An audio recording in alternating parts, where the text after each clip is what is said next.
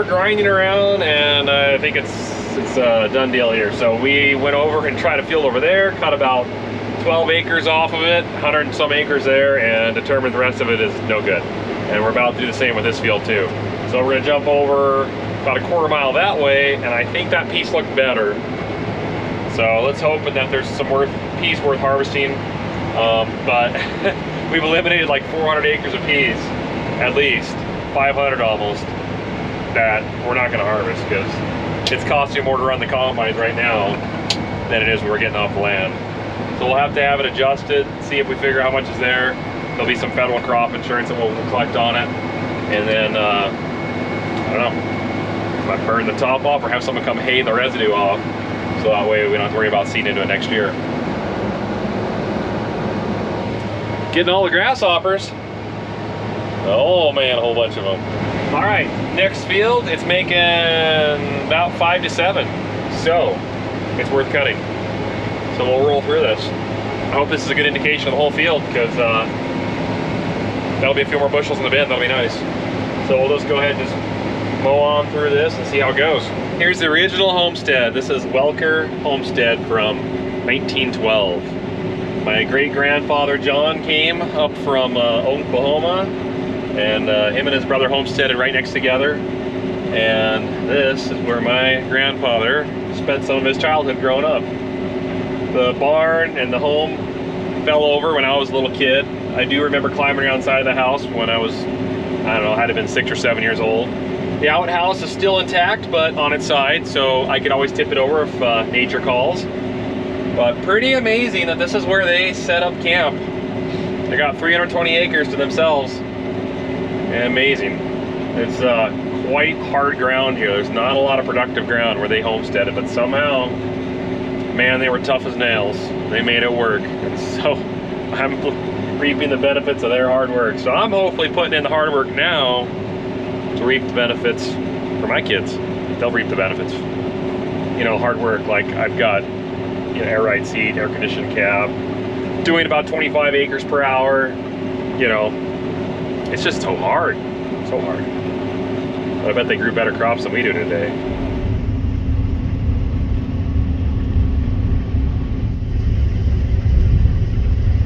All right, just hit the last pea field on the farm. Let's see if we can finish tonight. It's gonna be tight. I don't think we will, but we'll make progress. And then unhook the headers, put them back in the shop, and rebuild all the cutter bars in both of them. They gotta get 100% replaced. Guards, sickle, all of it. It is thrashed. But on the bright side, come to learn, you can totally harvest peas with a thrashed cutter bar. They can be chipped, they can be broke, they can be smashed, guards can have half them broke off, and peas still seem to cut right off. There's not much behind the header, so yeah, so you can run a beat up header through peas. But wheat, not so much. Need nice sharp blades for that.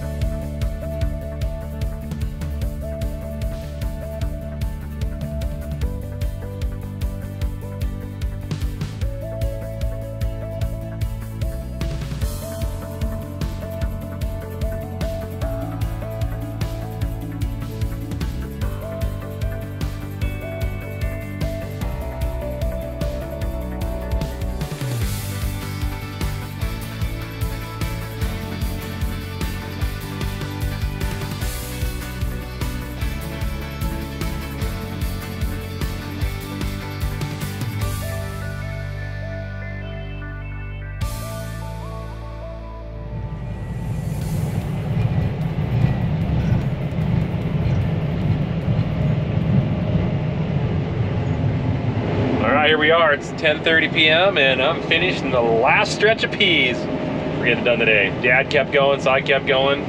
And this field is probably our third best yielding field so far at like 12 or 15 bushel an acre. So that's sweet. It's nice to end on a better note than 0 and 1 bushel an acre. Yeah.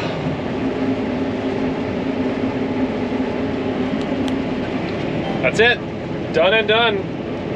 Pea harvest 2022 is officially over, and it is so good.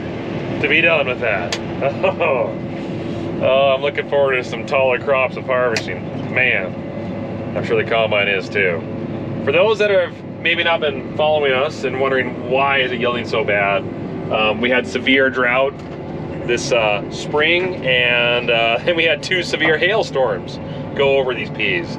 So they got droughted and hailed, so it worked it pretty hard.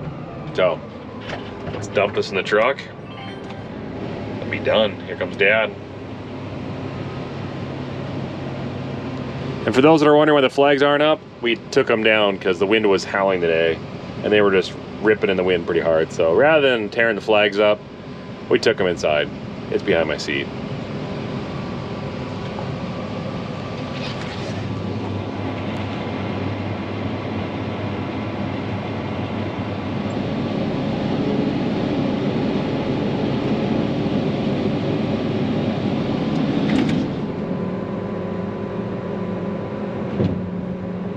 I think it was kind of interesting. Put exactly 51 hours on it. So 51 hours on this machine to do pea harvest. It was slow going. We should wrap it up sooner than that. So, good night. So the guys finished up late last night on all the peas. It was kind of a sad crop. Let's just put it that way. But anyways, they got this truck full. Well, I shouldn't say full. Mostly full.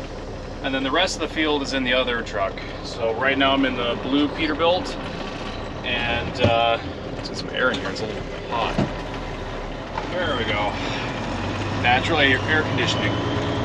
Anyways, let's go ahead and dump this truck, and we'll grab the 9370 and dump that one. And then we're done with peas. That's that. And we'll figure out how many bushels we made off of 2,000 acres. Now granted, a lot of those 2,000 acres didn't yield very well, and quite a bit of it we didn't even harvest. Well, I shouldn't say quite a bit. Enough, let's put it that way. My mind's all scatterbrained this morning for some reason. Do you ever have those days? Well, I'm having one of those days. All right, so let's go unload the truck.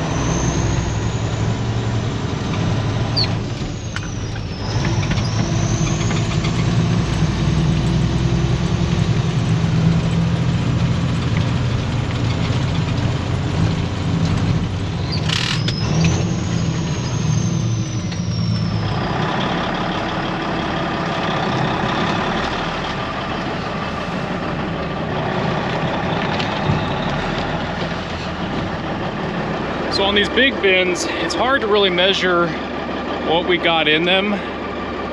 So what we're kind of doing, just to kind of get an idea, so when we do measure them, we'll have more of an idea of what we're looking at for how many bushels came off the field.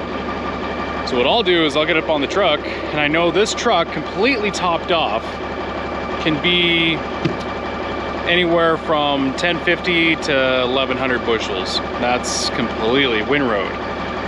And that's not going on the interstates or highways, that's just on the gravel roads going from the field, and that's probably not a good thing to do. But that being said, I will judge and try to figure out what I think is in this truck. So as of right now, I would say we're probably getting close to about 800 bushels. Yeah, to be on the safe side, let's just say 800. So then I'll go down to a chart. There's a chart in the tractor, and I write down 800 bushels on which truck and the date that I put it in, and then also too which field it came off of, so we can keep records of what we made off the field and all that fun stuff. So anyways, yeah, this Magnum tractor is sure nice to have back. I'll tell you, last year that 4520 really struggled to run this auger, and this Magnum, awesome. That's all I have to say. Okay, let's unload some peas.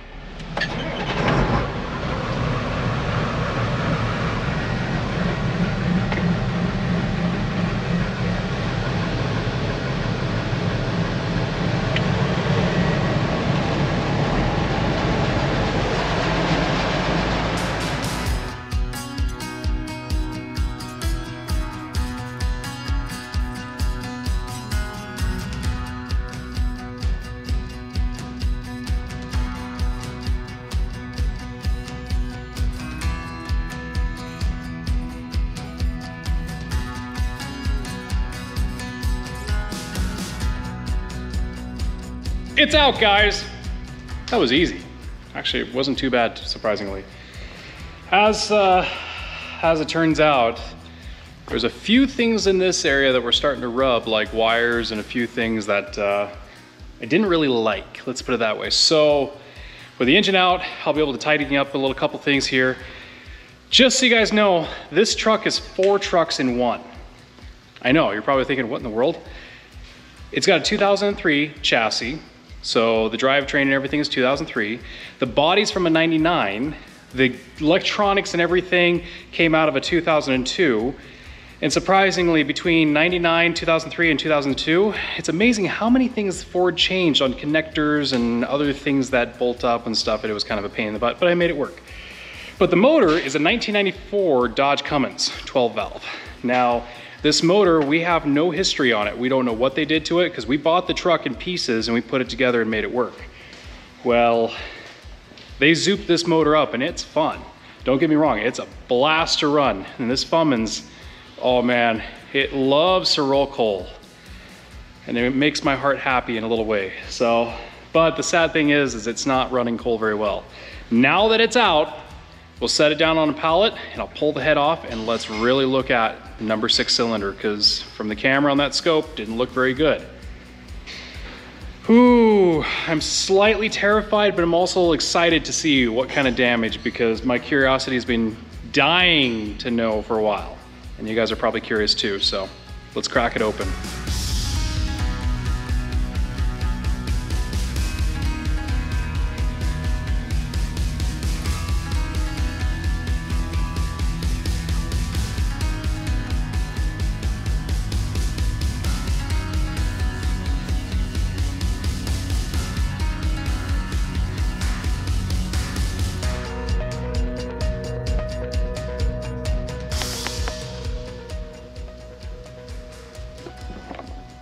Pistons toast.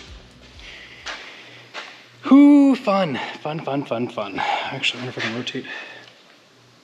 No, I'm gonna have to add a bar to rotate that engine over, but yeah, that is the problem.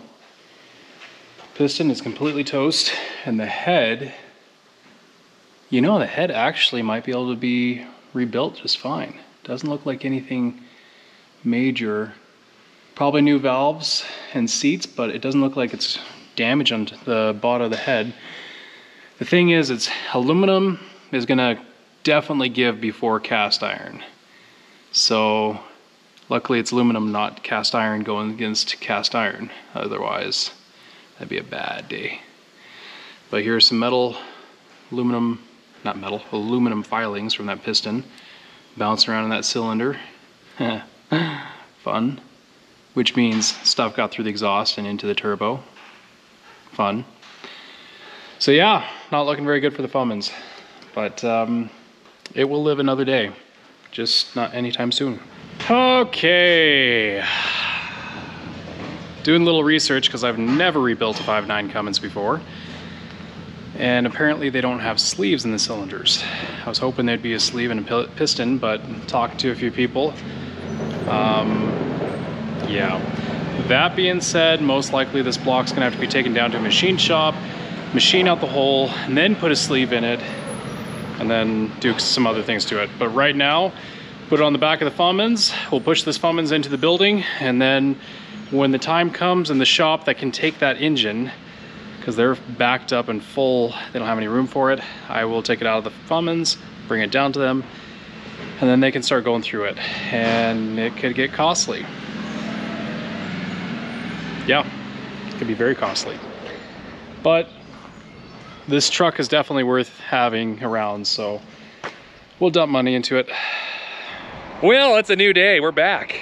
And we just went around and looked, and the winter wheat's probably at least a week out. So we got some time, I got some parts, stopped by the dealer, got a cutter bar, got a bunch of guards, we got RAPS bars for this combine. So we're gonna go ahead and just start the process of rebuilding these headers after that horrendous pea harvest, which I figured if you add all the acres up they got hailed too, ran about 5 bushels an acre. But we'll collect federal crop on that, and that'll pay back some. And we got a buddy that's gonna hay some of those peas that didn't get harvested. So he's happy too. But with that said, let's get this combine, drop the header, put the header in the shop, and start peeling it apart so we can get back in the field in a week. And there's actually some crop out there that looks halfway decent. So I'm excited. Let's go.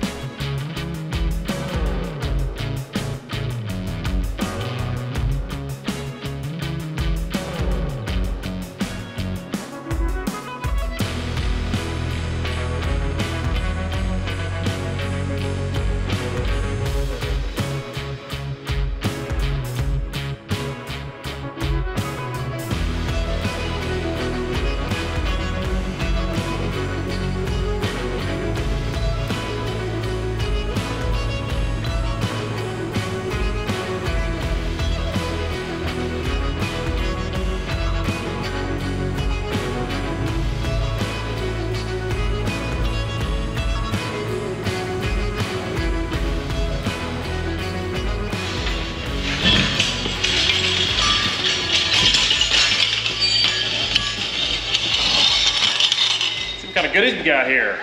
So these are vanes, and these go around your rotor, and they help direct the flow of the material as it spirals around your rotor and your combine to move the correct direction out the combine, as well as control the speed of the product as it goes out the combine. So I don't know if we're gonna get to these quite yet. We got to pull the rotor to do this. So this might be an after harvest project. We were gonna do it before, but we didn't get them in time. So the ones we're running right now will be okay. And then I got all kinds of other goodies here because we're rebuilding headers. So these are the sections. That's what does your cutting. We got to put a bunch of these on. So fun times.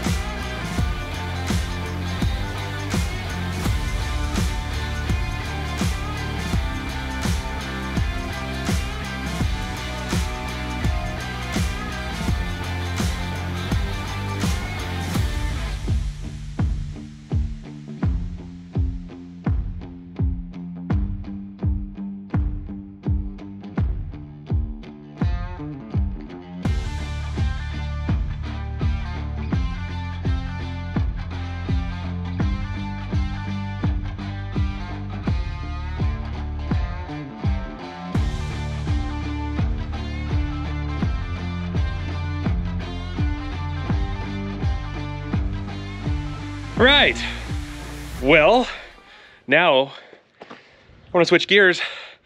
We got some module work to do and some RAFS bar work to do. So for those that maybe don't know, these combines operate with a rotor. A rotor is a big cylinder inside that spins, and it's got bars on it. And those bars are called RAFS bars.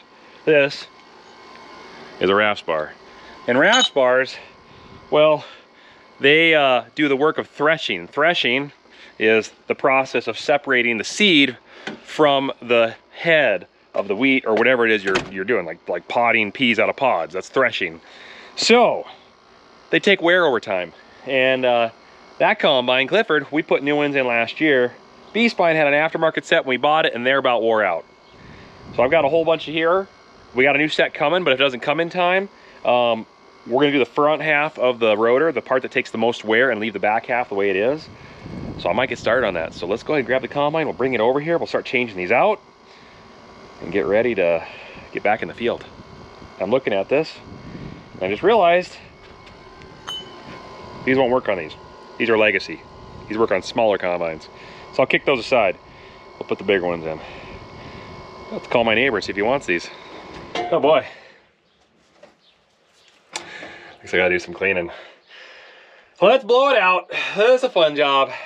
Of course, 0 wind today. Isn't that amazing? The one time I want wind, it's not here today.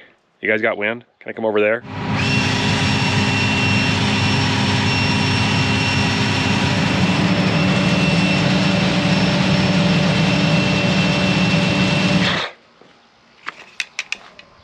Yeah.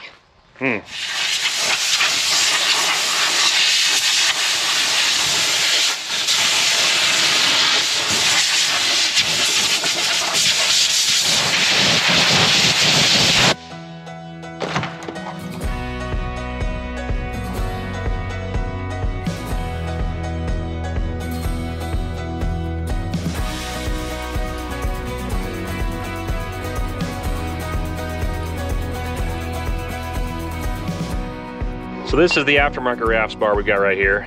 It's a little wider. I don't know the brand of it, but it is very wore out. It's kind of hard to tell, but basically this insert right here where the head of the bolt goes, that's not supposed to take wear. Well, I barely got some of these bolts out because it was wearing into the bolts, so yeah, it was at the end of its life. This is a new one. You can see the hole's a lot deeper. That's because it hasn't worn down yet. So this is a new C&H Industrial Case IH rafts bar. So we'll be putting them on and getting rid of these old things. They served their life, they did their purpose. It's time to move on.